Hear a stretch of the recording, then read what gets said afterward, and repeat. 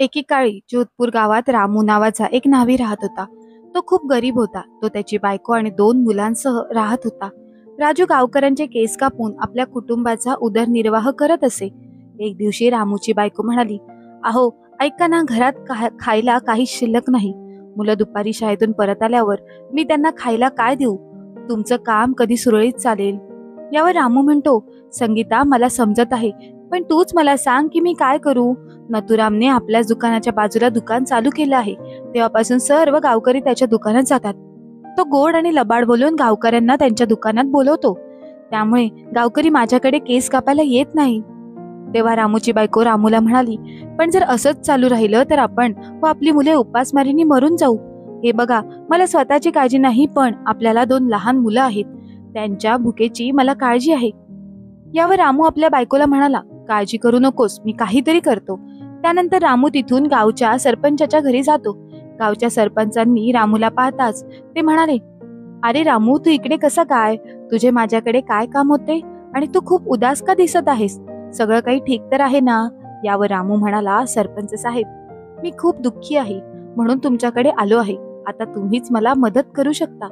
"सरपंच साहेब, तुम्हाला तर माहीतच आहे की मी अनेक वर्षापासून या गावात केस कापण्याचं काम करत आहे. पण काही दिवसापासून गावातील एकही व्यक्ती माझ्याकडे केस कापायला येत नाही. त्यामुळे माझ्या घरात अन्नाचा एकही कण शिल्लक नाही. माझी 2 लहान मुलं आहेत. जर असेच चालू राहिले तर माझी मुले उपाशी मरतील."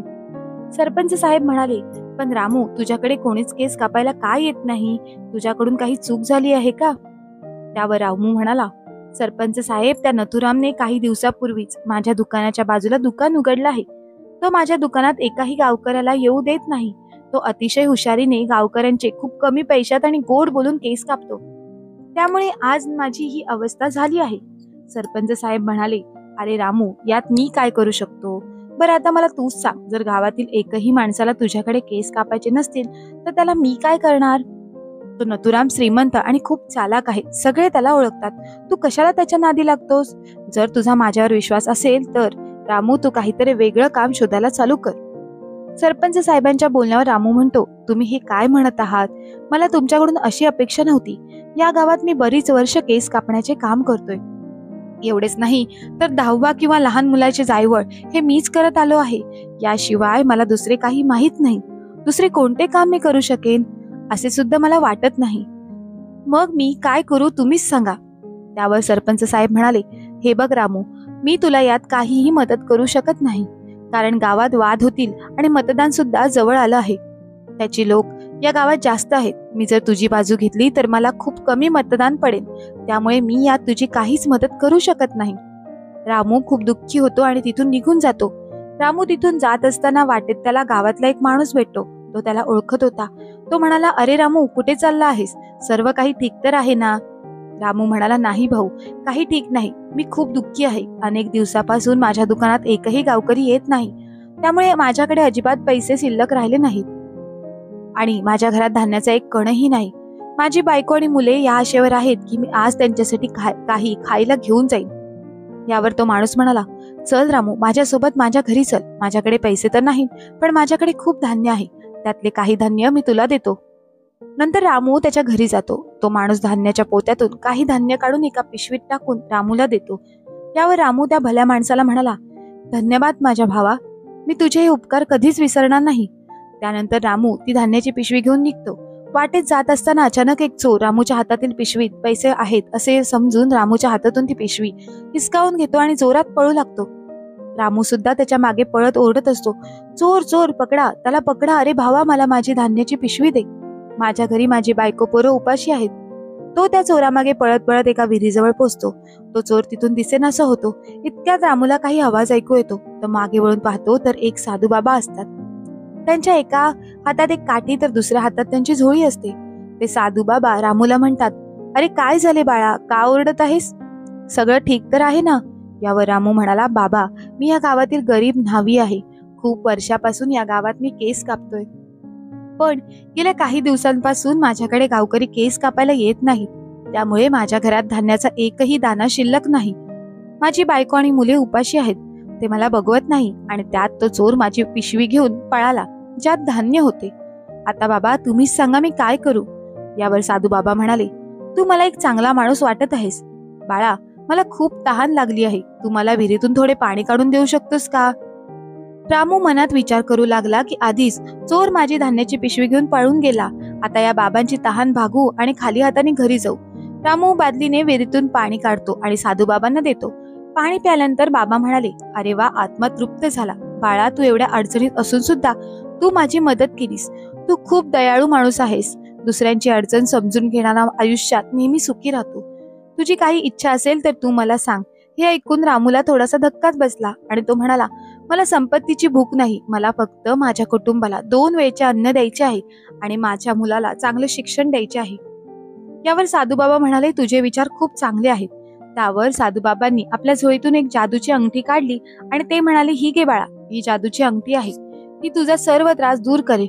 या जादूच्या अंगठीच्या मदतीने गावकरी पुन्हा तुझ्याकडे परत येतील.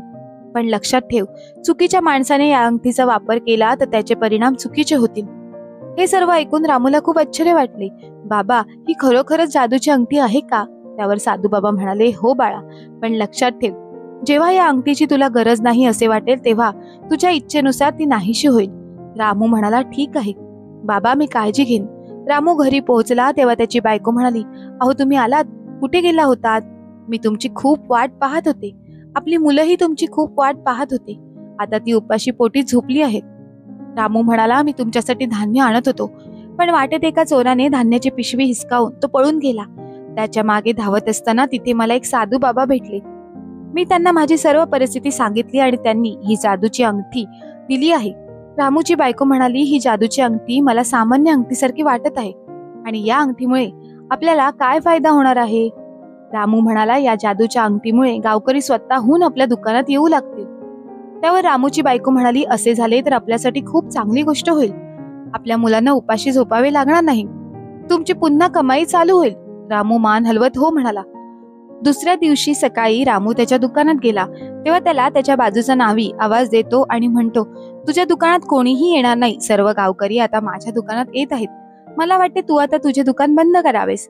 असे किती दिवस तू तुझ्या दुकानात बसून राहणार? त्याचे शब्द ऐकून रामू खूप दुःखी होता आणि गावकरी दुकानात येण्याची वाट पाहतो. थोड्याच वेळात एक माणूस त्याच्या दुकानात येतो आणि तो म्हणतो, भाऊ, मी या गावात नवीन आहे. काही दिवसापूर्वीच मी या गावात आलो आहे. मला माझे केस कापायचे आहेत. रामू म्हणाला, हा हा भाऊ, मी तुमचे केस अशा प्रकारे कापतो की ते बघून तुम्ही खुश व्हाल. रामूने आता ती जादूची अंगठी आपल्या हाताच्या बोटामध्ये घातली होती. त्याने त्या अंगठीकडे पाहिले आणि त्या माणसाचे केस कापायला सुरुवात केली. केस कापताच तो माणूस म्हणतो, अरे भावा, तुझ्या हातात तर जादू आहे. तू किती छान आणि स्टायलिश केस कापले आहेस.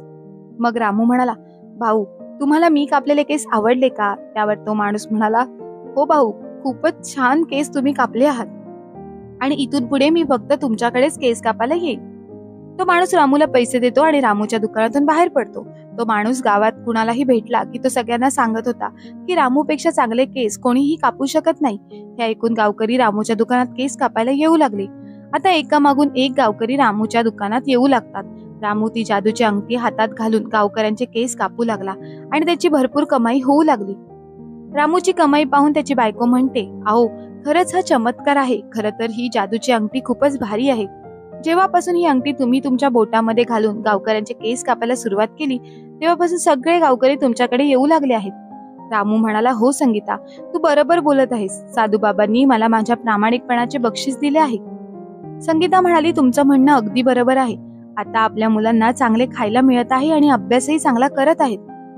तेवढ्यात एक मोठा माणूस त्यांच्या दुकानात येतो आणि म्हणतो, अरे रामू, मी गावकऱ्यांकडून खूप ऐकलं आहे की तू खूप चांगल्या प्रकारे केस कापतोस.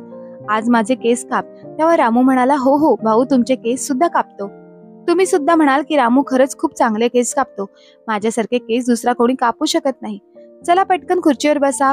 रामूने केस कापायला सुरुवात करताच काही वेळातच त्या माणसाचे केस खूप चांगल्या प्रकारे कापले जातात. तो माणूसही म्हणू लागला, वा रामू वा, काय मस्त केस कापले आहेत तुम्ही. पैसे घ्या भाऊ, मजा आली राव. त्यानंतर तो भला मोठा माणूस बाजूच्या नथुराम नावेकडे गेला आणि म्हणाला, अरे नथुराम, तुझा आता बोजा बिस्तारा बांध, कारण रामू खरंच खूप सुंदर केस कापत आहे. त्याच्या हातात खूपच चांगली कला आहे. जरा माझी हेअरस्टाईल बघ. त्यानंतर बाजूचा नथुराम न्हावी विचार करतो, नक्कीच रामूकडे कोणता तरी जादूची वस्तू असणार, म्हणूनच तो एवढ्या चांगल्या प्रकारे केस कापू लागला आहे. नाहीतर एवढ्या कमी वेळात एवढ्या चांगल्या प्रकारे केस तो कापूच शकत नाही.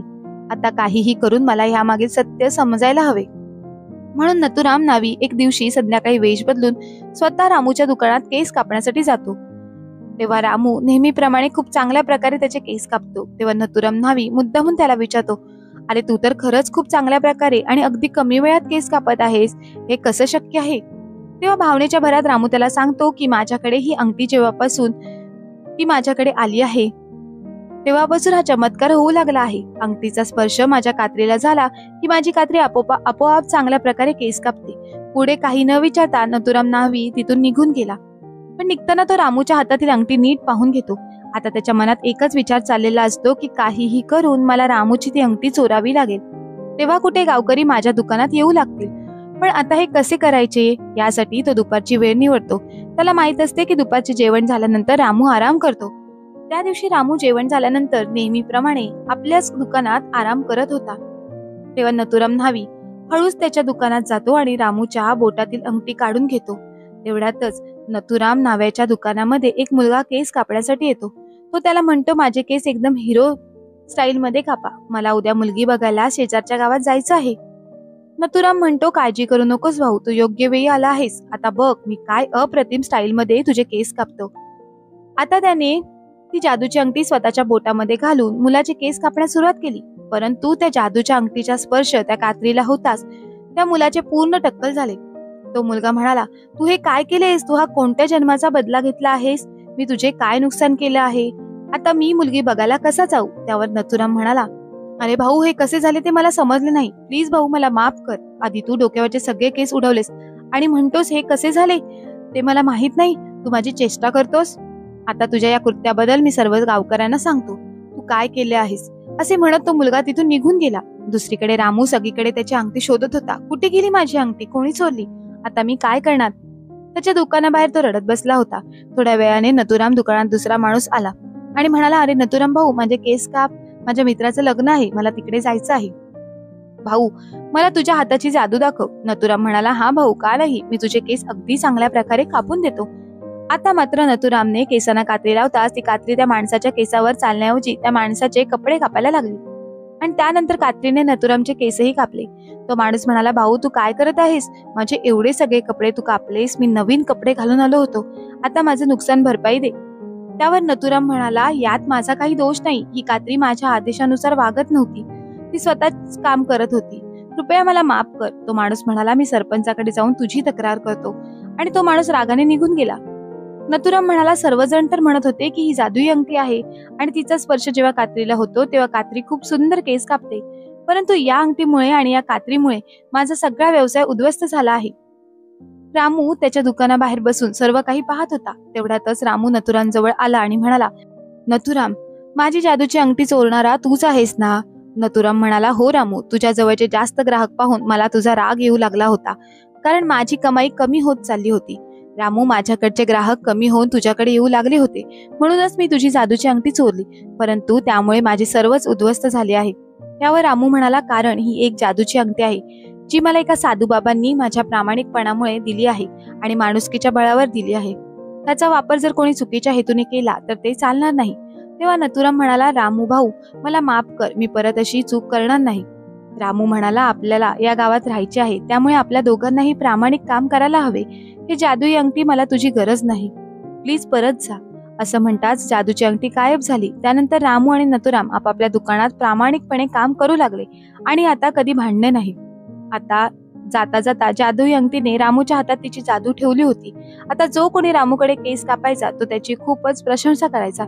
त्यामुळे त्याच्याकडे आता शहरातूनही श्रीमंत लोक केस कापायला येऊ लागले होते. आपला प्रामाणिकपणा किती महत्वाचा असतो हे रामूच्या वागण्यातून आपल्याला पाहायला मिळेल. माणूस जर प्रामाणिक वागला तर कधीही त्याचा सर्वनाश होत नाही, परंतु जर आपण दुसऱ्याचे वाईट चिंतून हिसकावून घेण्याचा प्रयत्न केला तर मात्र आपली अधोगती नक्कीच होते. हेच या गोष्टीच्यातून स्पष्ट होते.